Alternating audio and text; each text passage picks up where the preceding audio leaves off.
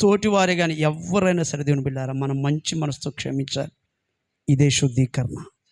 దావీదు తన సొంత కడుపున పుట్టిన కుమారుడు అబ్షాలోమే వ్యతిరేకంగా లేచిన చంపాలని కూడా చంపగలడు, అంత కెపాసిటీ ఉంది.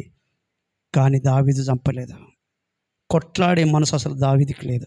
ఒక మాట చెప్పాలంటే, అంటే ఒకటి దీనుడుగా మారాడు. ఆ మాట రాసుకోండి. అబ్షాలోము విషయంలో దావీదు దీనుడుగా మారాడు. ఈ ఇశ్రాయేలు ప్రజలకు ఆ దీనత్వం లేదండి, అందుకే పాడైపోయారు, అందుకే నది దాటలేకపోయారు. కానీ దావీదు నది దాటాడు, దీనుడుగా మారాడు. రెండవదిగా సమాధానాన్ని కోరినవాడు. సమాధానాన్ని కోరినవాడు.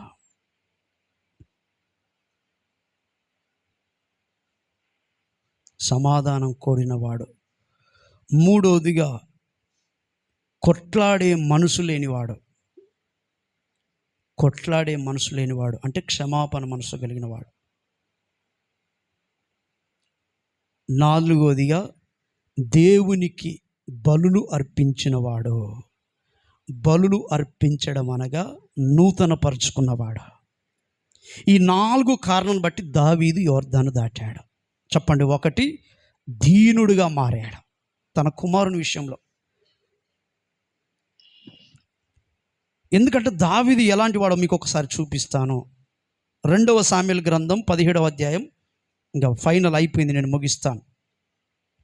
2వ సామ్యుయేలు గ్రంథం 17వ అధ్యాయంలో మొదటి 2 వచనాల నుంచి మనం కంటిన్యూగా చదువుదాం. త్వరగా.